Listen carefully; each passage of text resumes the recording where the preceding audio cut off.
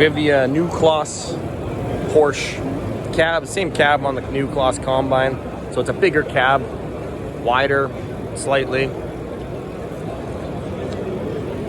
Now we have our new joystick. So I'll kind of run you through on the new joystick what I want to do with it here. So it changes now. Our old style joystick, you had your hand sitting like this. So now we're like this. Has a cork finish here on the outside. So the two buttons, I'll run you through the buttons on here. So we have our master switch right here. Two cruise control speeds, C1 and C2 for cruise. I have center rack up and down, right side up and down, left side up and down. I have 3 different presets for boom heights. So what I want to put in here is going to be just like a combine, my header height control on a combine. So I'll have, my low heights, my mid, and my tall height. It'll automatically change the height then whenever you're hitting those buttons. The rest of the buttons at the top, I could possibly have, fence row nozzles, or, maybe whatever you want to program in there. 4-wheel steer, headland mode, all that kind of stuff. If you look at the back of the joystick, it has a trigger back there, a roller wheel, and another trigger here at the bottom. So this one here is going to be to get it from forward to reverse. If you hold this button down right here, it activates a second function, like a shift feature on the back of a case combine. It allows you to, program something different into all these buttons when you're holding back the shift button. All right, tough to get in here. It's a busy place, but I'll give you a run through on the new cab and the monitors. So new Kloss cab, the buddy seat is now leather, opens up the other direction. So we have our fridge inside there. New leather seats, all the controls are down here. For the heat and the cooling seats, armrest, leather.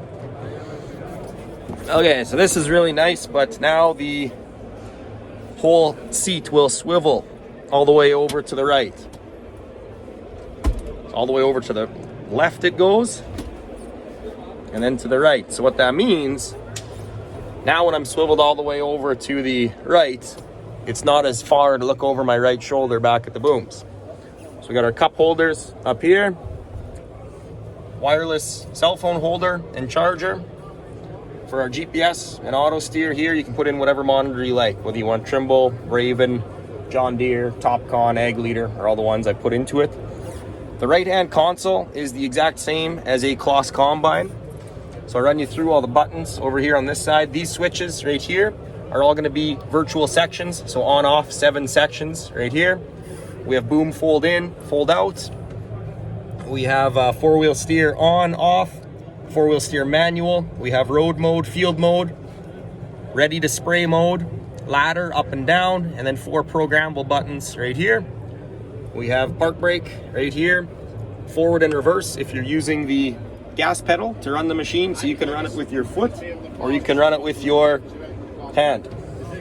Then you have some radio controls down here. It's not installed yet, but up here we're putting a big touchscreen monitor, and it's all going to be Apple CarPlay or Android Auto wireless control up here for your Bluetooth. The headliner's all different now for your HVAC control. It looks like a lot nicer, and these are all your lights up here. We probably won't install this monitor. We won't need it, so this one's going away. We'll have the ISOBus all running through here, but in the background of the ISOBus, we'll have all your spray functions running. But up in here in the new monitor, we're going to have anything on the ISOBus we can display. So I'll show you how it runs. It's not a touch screen. It's just the A-post, monitor. This button down here controls everything on the A-post. So we'll go back, and I'll run you through all the functions on here. So we'll go to the home button first.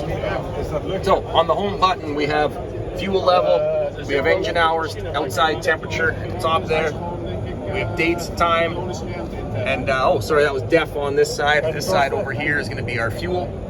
We'll go to the bottom corner down here. We have RPM. We have speed over here. We have our 2 cruise control speeds. We have our 4-wheel steering on off, auto steer on off. The inclination for our side hill option is showing right here. This is our lift kit, how high it is, and then our axle spacing in and out. We have the ladder, joystick functions, what gear you're in, the park brake, all down here. tank level, main tank, tank level, rinse tank, the agitation level, whether your pump's on or off, your application rate, your target, and your actual, and then you have your spray pressure right here. In here we have all of our sections, whether they're on or off, and our boom height control, whether it's on or off. At the top, these are customizable. So whatever you want to see for all of your spray functions will be showing up here. I'll run you through the next one. So if I go across, now you have your camera page on this one. Next page will just be all the settings. So all your different, to program your joystick, that type of stuff. So we go back down to the joystick. This is the new joystick design. If I pull down the trigger on the back, I can use all these buttons and program them all right now. But if I pull down that trigger, that top light changes color to green now, and now these buttons all have a different function, or you can program in a different function. So, you know, things like fence row nozzle, rate, up, down, whatever you can think of, you can program in there. Let my finger off, now it changes back. So the way the joystick works, it goes forward, back, and also side to side. So this option right here is going to be new.